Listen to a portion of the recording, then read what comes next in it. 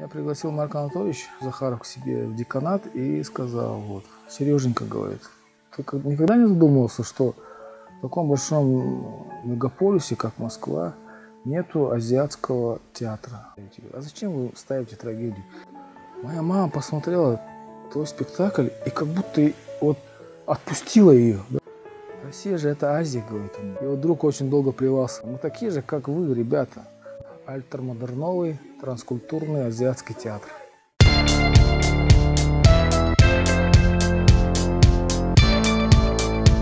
Творчество якутского режиссера Сергея Потапова – это выявление в застывших пластах культуры живых зазоров бытия. Главная задача такой работы – попытка восстановления символических смыслов, внесение в мертвеющие культурные формы живой атмосферы, формирование новых токов роста, кристаллизация новейших форм национального бытия. Трагическое веселье, шутовство и балаганность умело используются для формирования потаповской иронии, фирменного стиля, за которым скрывается как за маской наш якутский режиссер. Гротеск, часто используемый им прием, скрыто готовит на уровне сознания и подсознания зрителя последующий шок, а в образовавшемся зазоре паузы подается нежная истина. Этим приемом он добивается перехода от домодерна к особой версии модерна, этномодерна. Снятие культурных перекличек оригинальных литературных текстов, их деконструкция и телескопическое приближение к современности через феномены маскульта — еще один способ заострить проблему современного выбора. Раскачивание сюжетной линии спектакля от фарса к трагедии — один из излюбленных приемов режиссера, подчеркивающих особенность времени, где стёб затмевает трагедию, невидимую для общества. Сидели мы с моим другом, режиссером из Калмыкии в Питере, разговаривали про театр. И мысль такая пришла: а почему бы не сделать азиатский театр? После того, как у меня вот проект не сложился в Питере с Королем Лиром, у меня уже третий проект уходит. Какой-то заколдованный круг. Первый проект у меня в Казахстане должен был быть. Мы с художественным руководителем договорились, с директором. Потом как-то они ушли сами. Потом в Норильске пригласили. Из-за этой пандемии тоже там этот проект остановился. Там пригласили в Питере, вот, в театре «Балтийский дом», где я уже ставил 2 спектакля. Я вышел тоже с предложением с «Короля Лира» поставить, но тоже не сложилось. Но, может быть, это и к лучшему, потому что в это время меня пригласили в Москву с моим фильмом «Бог Джойгой». Я там спецпоказ сделал в Центре документального кино. И так получилось, что я попал в Москву, там встретился со своими однокурсниками, с друзьями, посмотрел театр, и я решил, вот здесь надо делать этот театр. Азиатский восточный театр. А предыстория еще была такая, что когда я учился в ГИТИСе, однако надо делать в Москве площадку для национальных театров. Меня пригласил Марк Анатольевич Захаров к себе в деканат и сказал: вот, Сереженька, говорит, ты никогда не задумывался, что в таком большом мегаполисе, как Москва, нету азиатского театра, вот, восточных людей? Я так удивился, говорю, не знаю, говорю. А твой, говорит, подумай, потому что Россия же это Азия, говорит он мне. Это было где-то 20 лет тому назад. Я сейчас вот понимаю, что он как бы заложил это во мне, в мою голову, вот это семя такое. И она не, вот прошло где-то больше 20 лет, и она как-то проросла или как. И я решил, а почему бы нет, попробовать.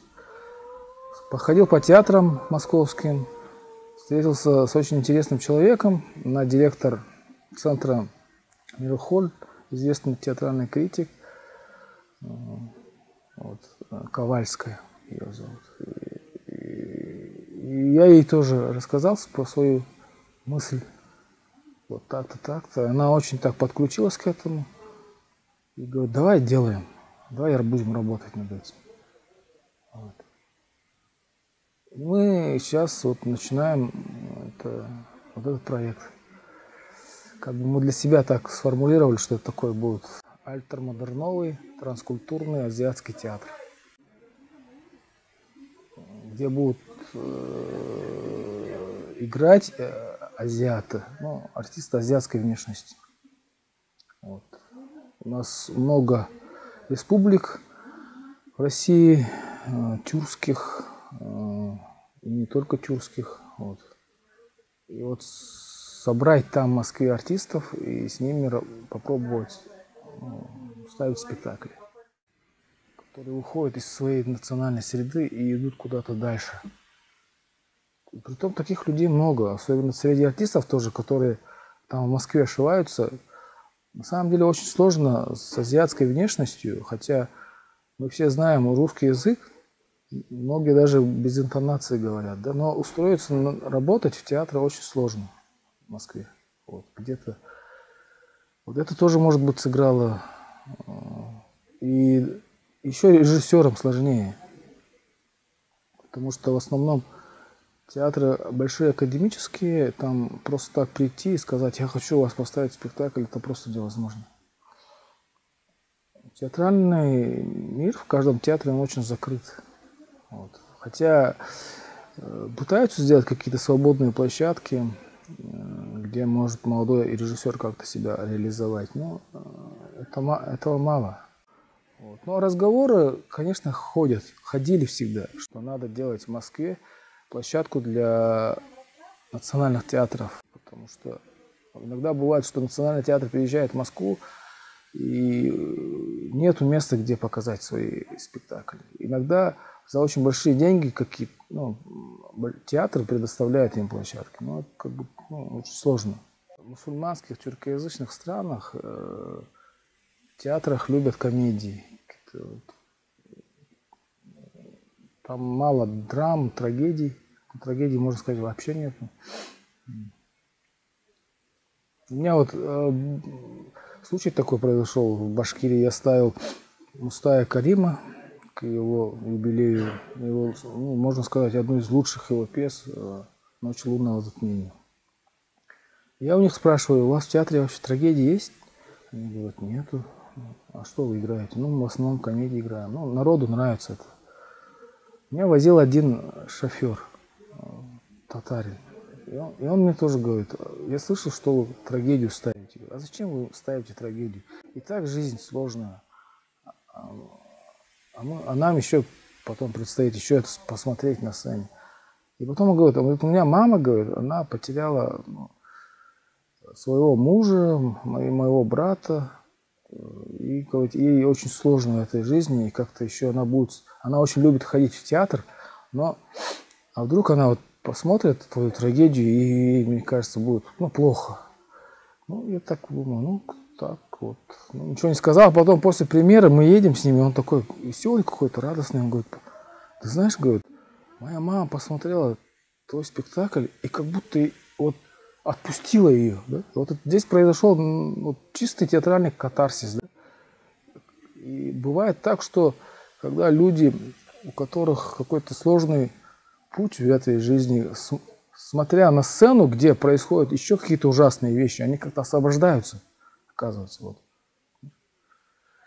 И спектакль прошел, можно сказать, полный зал был. И как-то вот я почувствовал, что людям, они соскучились по трагедии вообще. Вот говорят, что высокая трагедия умерла. Но многие, конечно, молодые не очень восприняли. Они все-таки хотели от меня, чтобы я немножко там похулиганил, что-то там новое нашел в их классике.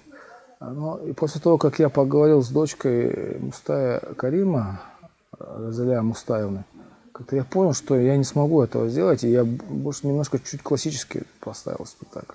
Потому что это все-таки ее праздник, а праздник ее отца. Она мне после спектакля поблагодарила, сказала: спасибо, что ты так бережно отнесся к тексту моего отца. Вот. Бывают такие моменты. Бывает так, что не всегда надо думать только о себе. Все-таки режиссер — это человек, который чувствует и понимает вокруг себя и людей, и все то, что происходит вокруг него. Вот. На каком языке мы будем играть? Потому что там, если у нас будет команда сборная, там, возможно, будут разные народы, азиатской внешности. И вот как, на каком языке играть? На русском, вот, на своем, на английском, либо как-то придумать какой-то такой тюркский язык, который бы объединял все народы тюркско-монгольские группы, да, здесь, в России. Вот. Ну, так интересно это все. Потому что, ну, потом я, ну, как-то вот, а почему бы не на английском играть? Такой. Собрать азиатов англоязычных и в центре Москвы сделать такой театр. Во всех временах всегда так говорили, что не хватает. На самом деле, слишком, мне кажется, слишком много материала. Даже мы даже не понимаем этого. И уже как-то немножко претит. Есть очень много современных песен, на самом деле, российских. Просто их никто не ставит, и никто их не читает. Вот. На национальных республиках это вот там уже проблема есть какая-то, потому что язык уходит как-то. И, как я и сказал, очень много границ открыто, и люди, ну, в доступе очень много пьес. Вот. Поэтому как-то режиссеры иногда уходят в другие какие-то миры. Они ставят своих местных авторов. Вот. Если у тебя друг драматург, какой-то тандем так появляется, да, и тогда вот режиссер начинает его ставить. Вот, как бы, и они идут вдвоем. Бывает так, что сейчас стало очень модно, когда берут какую-то классику и ее, ну, осовременивать — это плохое слово, конечно, но как-то трансформируют немножко слова. Да? И сюжетные линии немножко так меняют, и как-то это стало так, ну, и ты уже смотришь на классику как-то по-другому, ну, на это классические сюжетные линии, они как-то перерождаются. Вот, и это интересно.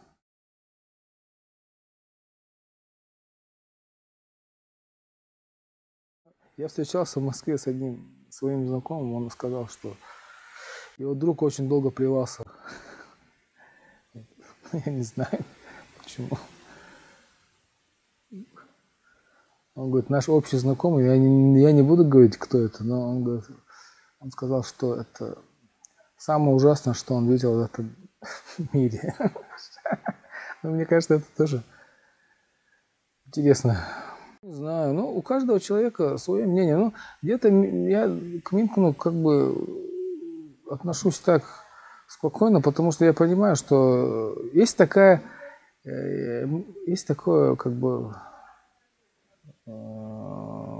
сознание у многих, что национальные театры — это такой оплот чистоты, наивности какой-то, да?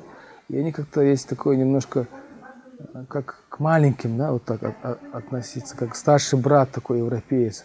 Может, по головке погладить, сказать, мы все потеряли, а у вас все сохранилось, вы, ребята, такие чистые, да? И в этом плане, мне кажется, Саха-театр сделал немножко революционный ход с этой постановкой, потому что еще ни один из национальных театров вот так смело, да, не показывал. Это могут себе позволить несколько столичных театров в Москве, но чтобы провинциальный, национальный такой театр приехал в Москву и показал вот так, что мы тоже можем это делать, как вы на самом деле. Мы такие же, как вы, ребята. Это как бы, да, ну, время уже другое. Я как бы не понимаю людей, которые, в основном это возрастные люди, которые говорят, что время сейчас плохое, что как бы все отвратительно, и они немножко дистанцируются от времени. Да? На самом деле это они где-то не нужны этому времени, они этого не понимают. И как бы они там, их как бы, ну, волна выбросила, и они там лежат. Я иногда встречаю людей не молодых, но очень таких, как бы, живущих временем, чувствующих время. Мне кажется, вот это лучше и, ну, интереснее, и, конечно, сложнее как-то. Вот.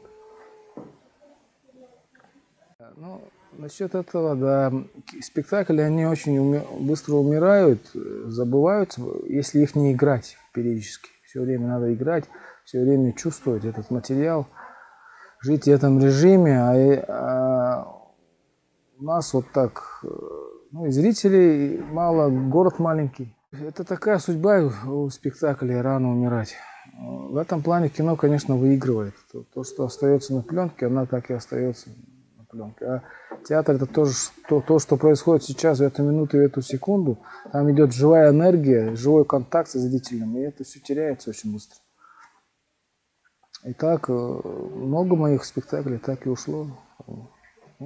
Я к этому как бы философски отношусь. Это как сказать,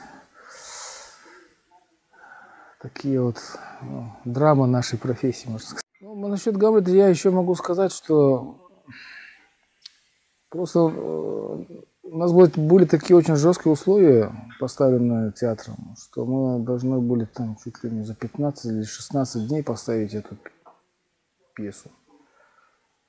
И мы решили вот такую форму взять. Если бы нам дали, наверное, много времени, возможно, спектакль был совсем другой и в другом ключе, в другом жанре. Я реалист, я просто смотрю, пытаюсь смотреть на вещи как есть и не придумывать, как можно за 15 или 16 дней сделать такой серьезный, добротный спектакль, да, который, может быть, хотел наш театр сделать. У нас получился вот такой продукт. И он мне нравится где-то, потому что это тоже для меня был экстрим, и, возможно, в первую очередь для артистов было это очень экстремально. Поэтому мне Рома тоже говорил, что это его самая сложная роль. Вот. Хотя у него есть еще большие спектакли. Вот. В национальных театрах артисты как-то мало занимаются профессией, можно сказать. Потому что, такая среда, бытовизма много. Вот. Среди них встречаются люди, которые пытаются заняться этой профессией более-менее серьезно, можно сказать, на профессиональном уровне. И одним из таких людей и является Роман Дорофеев. И он думающий артист, и в то же время с пластикой он работает. В последнее время он думает о режиссуре, и, возможно, если у него получится, он может стать и интересным режиссером.